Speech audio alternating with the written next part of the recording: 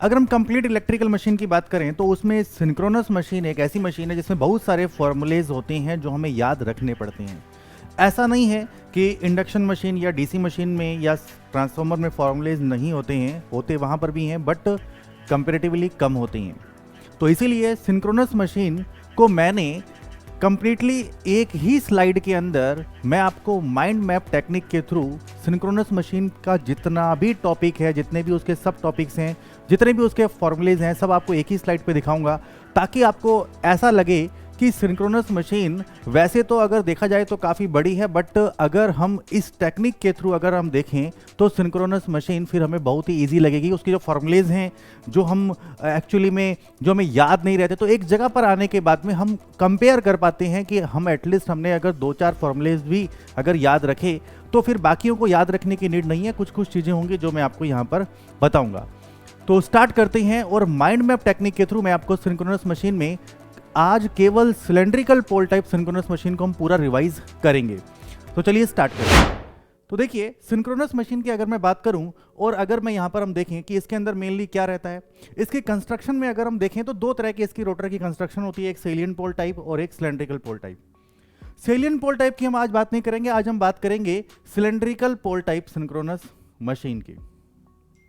ठीक है, इसमें अगर हम बात करें तो सिलेंड्रिकल पोल टाइप में आपने देखा होगा कि सिलेंड्रिकल पोल टाइप सिंक्रोनस मशीन के अंदर क्या रहता है।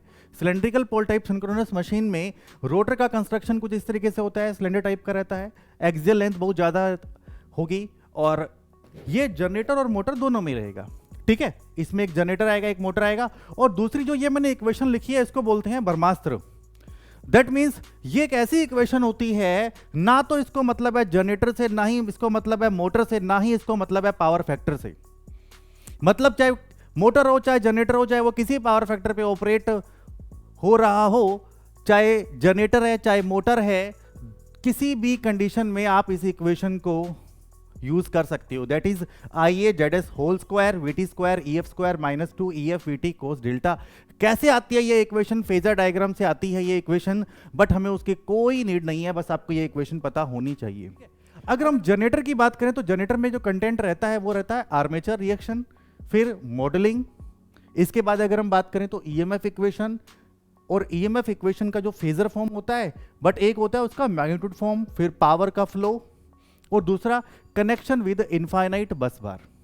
सेम अगर यही हम मोटर की बात करें तो सेम यही टॉपिक होती हैं जो हमारी जनरेटर में होती हैं, सेम वही मोटर में भी टॉपिक्स होती हैं। Armature reaction, modelling, EMF equation, magnitude of EMF, power flow and connection with infinite बस बार। इसके बाद में अगर हम आर्मेचर रिएक्शन में अगर हम देखें तो आर्मेचर रिएक्शन में हमें बस केवल एक ही चीज याद रखनी पड़ती है, क्या? EF lag IF by 90 degree. अगर आपको बस इतना पता है तो उसके बाद में बस आपको लैगिंग, लीडिंग या यूनिटी पावर फैक्टर के केस में आपको बस आर्मेचर का करंट निकालना है, उसके सेम फेज में ही आपको फ्लक्स रखना है, आपको पता लग जाएगा कि आर्मेचर रिएक्शन किस टाइप की है। ठीक है, इसको ज़्यादा डिटेल में एक्सप्लेन करने की नीड नहीं है। सेम ऐसा मोटर के केस में होता है, बस मोटर के केस में हम करंट के डायरेक्शन को बदल देते हैं। ठीक है, ये इतना इंपॉर्टेंट भी नहीं है। इसके बाद अगर हम नेक्स्ट बात करें, हम आती है मॉडलिंग की। मॉडलिंग जनरेटर के केस में क्या रहेगा? सिंपल इंड्यूस ईएमएफ जो हुआ है एसी होगा, ऑब्वियस ही बात है, फिर रेजिस्टेंस होगा, फिर रिएक्टेंस होगा। रिएक्टेंस कौन सा? सिंक्रोनस रिएक्टेंस, फिर टर्मिनल पे वोल्टेज आएगी। बहुत सिंपल है। ठीक है, पावर का फ्लो होगा यहां से यहां और करंट की डायरेक्शन होगी कुछ इस तरीके से। अगर यही हम मोटर की बात करें तो मोटर में कुछ अलग नहीं होगा, सेम ही यही होगा, बिल्कुल यही होगा। मोटर की अगर हम मॉडलिंग की बात करें तो सेम यही होगा, बस करंट की डायरेक्शन बदलेगी, बाकी सब कुछ वैसा ही वैसा, वही पोलैरिटी, सब कुछ वैसा, बस करंट की डायरेक्शन बदलेगी। तो करंट की डायरेक्शन बदलेगी, इस बात को थोड़ा याद रखना। ठीक है, चलिए सेकंड नंबर पे आता है ईएमएफ इक्वेशन। तो ईएमएफ इक्वेशन की बात करें तो ईएमएफ इक्वेशन सिंपल है कि यहां पर वोल्टेज बना है, ड्रॉप यहां और यहां होगा, उसके बाद में ये वोल्टेज हमें टर्मिनल पर मिलेगा। ये वोल्टेज अंदर बना है EF is equal to V T plus I A R A plus J I A X S. सबके ऊपर बार आएगा, क्यों? क्योंकि सारी क्वांटिटी फेजर क्वांटिटी है। ये है किसका? जनरेटर का। अगर मोटर का निकालना है तो बस इस ईएफ और वीटी को पलट दो, क्योंकि डीसी मशीन की इक्वेशन भी तो ऐसी होती है। डीसी मशीन में देखो, डीसी मशीन में ये नहीं होता, बस डीसी जनरेटर में ये नहीं होता। EF is equal to VT plus I A R A होता है ना, बस ये नहीं होता उसमें। अगर ये ऐड कर दोगे तो सिंक्रोनस का हो जाएगा, तो कुछ भी नहीं है इसमें। अगर हम इन दोनों को पलट दें तो ये इक्वेशन हो जाएगी हमारी, देखो VT इधर आ गया, ये इधर आ गया, ये इक्वेशन होगी हमारी मोटर की। सिंपल है, ये इक्वेशन फेजर इक्वेशन है। तो अगर आपको सारी वैल्यूज फेजर में गिवन है या जो भी वैल्यूज गिवन है उसका फेज अगर आप फाइंड आउट कर पा रहे हो तो ये इक्वेशन आप बड़े आराम से अप्लाई कर सकते हो। इसके साथ आपको मैग्नीट्यूड और एंगल दोनों एक साथ मिलेगा। बट सम टाइम हमें केवल मैग्नीट्यूड से मतलब होता है, हमें कोई फेजर कैलकुलेशन से कोई मतलब होता नहीं है। तो हमें इस VT, हमें इस जो इंड्यूस EMF है, इस EF है, इसका मैग्नीट्यूड भी पता होना चाहिए। अब जो इसका मैग्नीट्यूड होगा वो इस बात पे डिपेंड करेगा कि पावर फैक्टर कैसा है। अगर ये जनरेटर है या मोटर है तो इसका पावर फैक्टर कैसा है, इस बात पे भी डिपेंड करेगा। तो ऑब्वियस ही बात है कि अगर मैं मैग्नीट्यूड ऑफ EMF की बात करूं तो ये यूनिटी, लैगिंग और लीडिंग पावर फैक्टर में अगर हम देखें तो सबसे पहले यूनिटी, लैगिंग और लीडिंग की में मैं ओपन करूंगा केवल लैगिंग वाले को। ये लैगिंग वाली इक्वेशन है, इसको अगर मैं ओपन करूंगा, अगर इसको मैंने इस तरीके से ओपन किया तो देखिए VT cos phi plus IA RA, VT whole square plus VT sin phi plus IA XS whole square. ठीक है, ये इक्वेशन आपको याद रखनी है, बस यही रखनी है याद, इसके अलावा कुछ नहीं याद रखना। स्टार मार्क किया हुआ है, क्यों? क्योंकि इसके ऊपर क्वेश्चन पूछे भी जाते हैं। ठीक है, इसके बाद अगर आपको यूनिटी में जाना है तो फाई का वैल्यू कितना रखोगे? 0 रखोगे। फाई का वैल्यू कितना रखोगे? 0 रखोगे। तो ये तो पूरा 0 हो गया, ये खाली VT रह गया, ये ऊपर वाली इक्वेशन आ गई। अगर हमें सिर्फ इसकी तरफ फोकस करना है। अगर हम देखें लीडिंग की बात करें, लीडिंग पावर फैक्टर की बात करें तो लीडिंग पावर फैक्टर में क्या रहेगा? पावर फैक्टर लीडिंग में क्या रहेगा? लीडिंग पावर फैक्टर रहेगा तो वोल्टेज में ड्रॉप कम होगा ना, मतलब जो ये वाला कंपोनेंट है इसको नेगेटिव कर देंगे। ठीक है, क्योंकि देखो अगर लैगिंग पावर फैक्टर होता है तो वोल्टेज में ड्रॉप ज्यादा होता है, लीडिंग के केस में वोल्टेज में ड्रॉप कम होता है, तो रेगुलेशन अच्छा होता है। तो इसीलिए ये वाला जो कंपोनेंट है, रिएक्टिव जो ड्रॉप है वोल्टेज का, इसको नेगेटिव कर देते हैं। बस ये याद रखते हैं, बस इस तरीके से। ठीक है, बाकी फेजर डायग्राम में तो सब निकल ही जाता है, बट सम टाइम हमें फेजर डायग्राम बनाने की नीड होती नहीं है। ठीक है, इसको माइनस कर देंगे हम, बात खत्म। बताइए, इसको माइनस कर देंगे। आपको बस ये याद रखना है, ये और ये अपने आप आ जाएगा। ठीक है, ये हमने मैग्नीट्यूड ऑफ EMF निकाला है, इसका EF निकाला है डिफरेंट पावर फैक्टर पे। अब आता है कि सर आपने तो बोला कि बस यही याद रखना है, कि बस यही याद रखना है।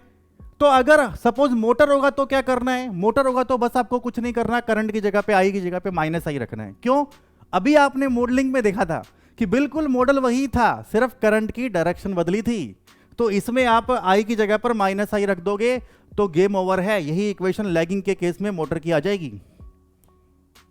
देखिए,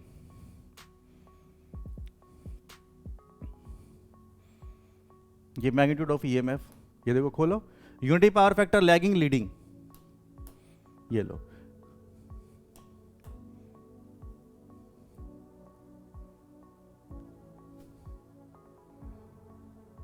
इस पे देखो VT cos phi plus IA RA, VT cos phi plus IA RA। यहां पे सॉरी आई की जगह पर माइनस आई कर देना। यहां पे आई की जगह पर हमने कर दिया माइनस आई, यहां पे आई की जगह पे हमने क्या कर दिया? माइनस आई। अब ये रेडी है, ये बिल्कुल ओके है, इसमें कोई दिक्कत नहीं है।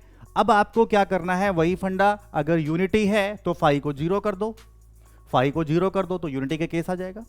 और अगर लीडिंग है तो आप इस वाला जो, ये वाला जो कंपोनेंट होता है, रिएक्टिव वाला जो ड्रॉप होता है वोल्टेज का, इसको आप नेगेटिव कर दो तो ये लीडिंग का केस आ जाएगा। गेम ओवर इसका। नेक्स्ट आता है इसके बाद में जनरेटर का। जनरेटर में अब जो नेक्स्ट वाला पार्ट है वो है पावर फ्लो। पावर फ्लो है नेक्स्ट वाला पार्ट। तो पावर फ्लो आपको दो तरीके से देखना होता है, एक होता है आउटपुट टर्मिनल पर, एक होता है इनपुट टर्मिनल पर। मैंने स्टार मार्क किया हुआ है किस पर? Output terminal of the generator and reactive power at output terminal of generator. Input वाला भी आपको पता होना चाहिए, बट ये इतना आता नहीं है, कोई एक आधा क्वेश्चन इस पे आया होगा। ठीक है, जनरली आउटपुट वाला आता है, बट मेंशन मैंने दोनों कर रखे हैं। इनपुट और आउटपुट देखो क्या है, देखो क्या है ये, कि जो आप ये फेजर डायग्राम, ये जो आपने इक्विवेलेंट सर्किट देखा है, ये होता है आउटपुट टर्मिनल पे। इस पे पावर POG और QOG, आउटपुट टर्मिनल पे कितना एक्टिव पावर उसने डिलीवर किया, कितना रिएक्टिव पावर डिलीवर किया। फिर ये होता है इनपुट, कि इनपुट से वो कितना उसने एक्टिव और रिएक्टिव जनरेट हुआ, ये इनपुट टर्मिनल पर है। ठीक है, तो बस आपको ये याद रखना है पीओजी और क्यूओजी। इक्वेशन आप देख सकते हो, VT EF by Z S cos theta S minus delta minus VT square by Z S cos theta S. ठीक है, ये इक्वेशन याद करनी ही पड़ेगी, याद करनी ही पड़ेगी। वैसे तो देखो तरीका है कि आप छोटा सा डेरिवेशन करके 2 लाइनों में इसको निकाल सकते हो, बट फिर भी याद होना ही चाहिए, टाइम की सेविंग ही होगी। इसमें बताऊं क्या होता है, इसमें हम क्या करते हैं कि इसमें हम जो आरए है उसको इग्नोर करते हैं। अगर हम इसमें आरए को इग्नोर करेंगे तो ये जेड एस बन जाएगा क्या, एक्सेस, ये जेड एस बन जाएगा क्या, एक्सेस, और जो ये थीटा एस है ये हो जाएगा 90 डिग्री, क्योंकि अकेला अगर रिएक्टेंस होगा तो एंगल कितना होगा इंपेडेंस का, 90 डिग्री रखोगे तो ये वाला इक्वेशन आ जाएगा। VT EF bye access sine delta पता होना चाहिए। ये भी सेम, अगर यहां पर भी इसमें और इसमें देखो क्या फर्क है, बिल्कुल सेम है, ये साइन में ये कोस में है, ये बिल्कुल सेम है। ओपन करोगे तो इसमें भी देखो, अगर आप जेड एस को अगर हम जेड एस की जगह पे एक्सेस करें, थीटा एस की जगह पे डेल्टा करें, तो ये वाली इक्वेशन आ जाएगी। ये रिएक्टिव पावर वाली इक्वेशन है। यहां पे हमें 2 कंपोनेंट मिलता है, एक ईएफ कोस डेल्टा और एक वीटी। अब अगर ईएफ कोस डेल्टा ग्रेटर देन वीटी होगा तो रिएक्टिव पावर पॉजिटिव आ गया, अल्टरनेटर लैगिंग पर हो गया। अगर ये नेगेटिव हो गया तो लीडिंग पर हो गया। अगर ये ईएफ कोस डेल्टा वीटी के बराबर आ गया तो 0 हो गया। उसके बाद में इसकी मैक्सिमम की कंडीशन क्या होती है, इसकी मैक्सिमम की कंडीशन कितनी होती है, एक्टिव पावर मैक्सिमम की, रिएक्टिव पावर मैक्सिमम की। जब एक्टिव मैक्सिमम की कंडीशन पर रिएक्टिव पावर कितनी होती है आउटपुट टर्मिनल पे। ये छोटी छोटी चीजें हैं, ये वैसे ही आप वहां पे भी कर लोगे, इसमें कोई बड़ी बात नहीं है। ठीक है, दूसरा ये पीआईजी और क्यूआईजी भी जरा देख लेना। ठीक है, बस इसको ये वाली टर्म आगे आती है, ये वाली टर्म पीछे होती है। ठीक है, और वीटी की जगह पर ईएफ है। ठीक है, और जो एंगल है वो डेल्टा, हमने एंगल भी इसमें चेंज हुआ है। बस ये इसमें चेंजेस है, ये आप याद रखना। इसमें से भी अगर हम जेड एस को अगर हम क्या करें, जेड एस की जगह पे एक्सेस करें, आर ए को अगर हम इग्नोर करें, तो ये इक्वेशन पीआईजी और क्यूआईजी ये सेम ही आएगा। सेम आना भी चाहिए पीआईजी और क्यूआईजी। क्यों? क्योंकि देखो यहां से जो हमने पावर बनाया, यहां से जो हमने पावर बनाया और यहां पे जो पावर पहुंचा, उसके बीच में डिफरेंस किसका है, सिर्फ इस आरए का ही तो आएगा। आरए को तो वैसे इग्नोर कर रहे हैं, तो पीआईजी और क्यूआईजी पीआईजी और पीओजी बराबर ही आएगा। आउटपुट टर्मिनल या इनपुट टर्मिनल दोनों पे अगर हम देखें तो एक्टिव पावर जितना बना है वो सेम ही होगा, क्योंकि अगर आरए को इग्नोर किया तो वही है इसमें। ठीक है, ये चीज वही है। सेम अगर हम रिएक्टिव का एक्सप्रेशन देखें तो इसमें भी आप जेड एस की जगह पे एक्सेस करोगे, थीटा एस की जगह पे 90 रखोगे तो ये आपको वैल्यू मिलेगी। ठीक है, ये पता होना चाहिए, एक ही जगह पर मैंने यहां पे मेंशन कर दिया है। उसके बाद में आता है इनफाइनाइट बस बार के साथ कनेक्शन। इनफाइनाइट बस बार के साथ जब कनेक्शन करते हैं तो वहां पे टर्मिनल जो वोल्टेज होता है उसको हम कांस्टेंट रखते हैं, जो पावर होता है उसको हम कांस्टेंट रखते हैं। ये 2 कंडीशन जब हम पुट करते हैं तो वहां पर हमें एक कर्व मिलता है, एक होता है वी कर्व, एक होता है इन्वर्टेड वी कर्व। ठीक है, ये इन्वर्टेड वी कर्व और ये एक वी कर्व। जो इन्वर्टेड वी कर्व होता है वो पावर फैक्टर और आईएफ के बीच में होता है, फील्ड वाइंडिंग का करंट, ये आईए और आईएफ के बीच में होता है। याद कैसे करना होता है, हम केवल फील्ड वाइंडिंग का जो करंट है उसको वेरी करके हम पावर फैक्टर और आर्मेचर करंट को देखते हैं। याद इस तरीके से कर सकते हो कि जो पावर फैक्टर है उसकी मैक्सिमम वैल्यू 1 होती है और उसके बाद में अगर आप करंट को कम ज्यादा करोगे तो घटेगी, तो इन्वर्टेड कर्व पावर फैक्टर के बीच में मिलेगा। और दूसरा, पावर फैक्टर जब यूनिटी होता है तो कम से कम जो पावर होता है वो डिलीवर होता है, मिनिमम पावर डिलीवर होता है, क्योंकि उस टाइम रिएक्टिव नहीं होता, खाली एक्टिव होता है। जब पावर फैक्टर यूनिटी होता है, जब पावर फैक्टर यहां पे पावर फैक्टर क्या होगा, यहां पे इस जगह पे पावर फैक्टर कितना होगा, यूनिटी होगा। तो जब पावर फैक्टर यूनिटी होता है उस टाइम पे खाली एक्टिव पावर जाती है, रिएक्टिव तो नहीं जाती, तो कम से कम करंट आर्मेचर से डिलीवर होता है। और जब रिएक्टिव जाएगी, चाहे वो किसी भी तरह की जाए, चाहे फिर वो लैगिंग जाए, चाहे फिर वो लीडिंग जाए, दोनों ही केस में आर्मेचर का करंट बढ़ेगा ही। तो ये भी आपको पता होना चाहिए। ये कैसे याद रखना है, लैगिंग या लीडिंग? देखो, अल्टरनेटर जब भी ओवर एक्साइट होता है तो वो लैगिंग रिएक्टिव पावर डिलीवर करता है। मशीन में अगर हम मोटर की बात करें तो सिंक्रोनस मोटर जब भी ओवर एक्साइट होती है तो वो भी लैगिंग रिएक्टिव पावर डिलीवर करती है। चाहे अल्टरनेटर हो चाहे मोटर हो, दोनों ही ओवर एक्साइट, मतलब जब ओवर एक्साइटेड कंडीशन होती है तो वो लैगिंग रिएक्टिव पावर डिलीवर करते हैं। तो जो अगर सोर्स डिलीवर करता है तो उसका पावर फैक्टर वही होता है, डिलीवरी से होता है। तो लैग आता है। और अगर यही लोड डिलीवर करता है तो उसका पावर फैक्टर हम डिलीवर से नहीं निकालते, एब्जॉर्ब से निकालते हैं, तो वहां पर फिर लीडिंग आ जाता है। इस चीज को याद रखना। ये निपट गया हमारा ये सारे फॉर्मूलेज, ठीक है। इसके बाद अगर हम चलें नेक्स्ट, पावर फ्लो देखें किसका, सिलेंड्रिकल पोल टाइप का, सिलेंड्रिकल में मोटर के केस का। देखो जनरेटर के केस, यहां पर जो हम पावर का फ्लो देखते हैं, ये देखते हैं हम input terminal of the motor, ये input terminal of the motor, ये इंपॉर्टेंट है। अब मोटर के केस में इनपुट कौन सा होगा, मोटर के केस में इनपुट बताओ कौन सा होगा, मोटर के केस में इनपुट ये होगा। जनरेटर के केस में आउटपुट कौन सा होगा, जनरेटर के केस में आउटपुट ये होगा। जनरेटर के केस में इनपुट कौन सा होगा, ये होगा। मोटर के केस में आउटपुट कौन सा होगा, ये वाला होगा, मोटर के केस में आउटपुट, ठीक है। तो हमें निकालना है, हम इंटरेस्टेड होते हैं मोटर के केस में इनपुट वाले टर्मिनल पर, ठीक है, यहां पे। तो यहां पे अगर हम बात करें, तो यहां पे अगर बात करें तो जो आपने आउटपुट टर्मिनल ऑफ जनरेटर का फॉर्मूला याद किया था, बस वही याद रखना है। उसी फॉर्मूले को आप अगर साइन में लेके जाओगे तो वो रिएक्टिव का हो जाएगा। उसी में ही अगर आप जेड को एक्सेस करोगे, थीटा एस को 90 करोगे तो आर इग्नोर करके वाला फॉर्मूला हो जाएगा।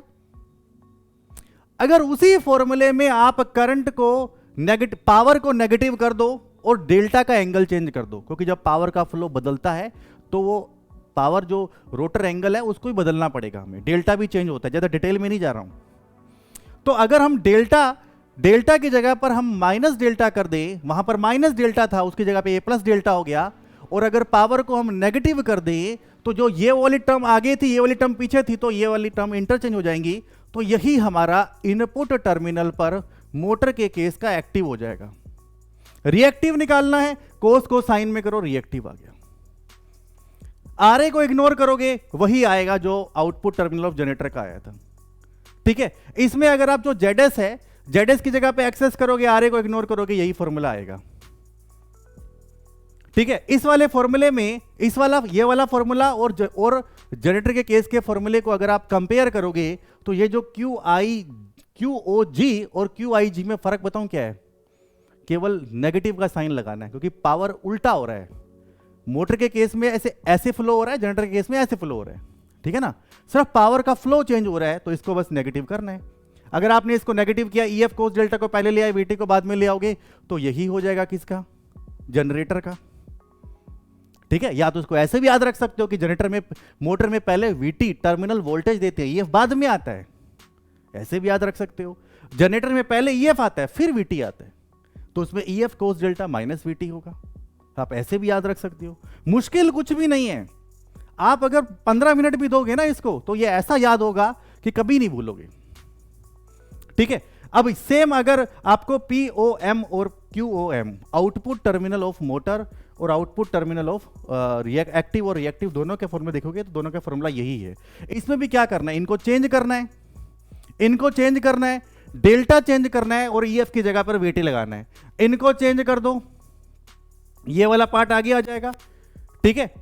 और जेडएस बिल्कुल सेम है, डेल्टा को चेंज करना है, और यहां वाली जो ये वाली टर्म में VT होता है, VT की जगह पे EF करना है, बाकी सब कुछ वही है। कोस का हो जाएगा, इस कोस को साइन में ले जाओगे तो QOG आ जाएगा, ठीक है। इसमें से अगर आप जेडएस को इग्नोर कर दोगे, सॉरी आरए को इग्नोर कर दोगे, तो POM और QOM आएगा। आरए वैसे ही हमने इग्नोर कर रखा है, तो जो इनपुट पे पावर दोगे वही आउटपुट पे पहुंचेगी, तो ये तो सेम आएगी, ठीक है। बहुत ही आसान है। अब अगर हम इसमें कनेक्शन विद इनफाइनाइट बस बार अगर हम देखें तो इसमें क्या होगा, सेम वही बनेगा, पावर फैक्टर का ऐसे, इसका ऐसे। बस याद क्या रखना है कि जब भी इसमें थोड़ा सा करेक्शन हम करेंगे, ठीक है। ऐसा इसलिए किया क्योंकि जब भी मोटर ओवर एक्साइट होती है तो वो लैगिंग रिएक्टिव पावर डिलीवर करती है, बट उसका पावर फैक्टर डिलीवरी से नहीं होता, उसका पावर फैक्टर वो एब्जॉर्ब क्या कर रही है उससे डिसाइड होता है। तो जब वो लैगिंग डिलीवर करेगी ओवर एक्साइट होने पर, तो वो लीडिंग एब्जॉर्ब करेगी, तो एब्जॉर्ब से उसका पावर फैक्टर डिसाइड होता है। तो क्या आ जाएगा, यहाँ पे लीड, यहाँ पे लैग। जनरेटर के केस में डिलीवरी से डिसाइड होता है, वो किस टाइप का जो रिएक्टिव पावर डिलीवर कर रहा है उससे डिसाइड होता है। तो वहां पर इस जनरेटर के केस में इसलिए यहां पर लैग होता है, ठीक है, तो ये मैंने आपको सिलेंड्रिकल पोल टाइप सिंक्रोनस मशीन का एक ओवरव्यू दिया है। तो आप देख सकते हो कि आपने जब इसको पढ़ा होगा तो काफ़ी सारी चीज़ें आपने देखी होंगी, बट अगर हम माइंड मैप टेक्निक के थ्रू जाएं तो बहुत ही कम टाइम में हम इसको रिवाइज कर सकते हैं, तो इतना मुश्किल नहीं है। तो आप बताना मुझे कमेंट सेक्शन में कि आपको ये जो माइंड मैप टेक्निक के थ्रू हमने सिंक्रोनस मशीन में जो सिलेंड्रिकल पोल टाइप सिंक्रोनस मशीन को जो एक्सप्लेन किया, ये आपको कैसा लगा। कमेंट सेक्शन में मुझे जरूर बताना अगर आपको ये हेल्पफुल लगा हो।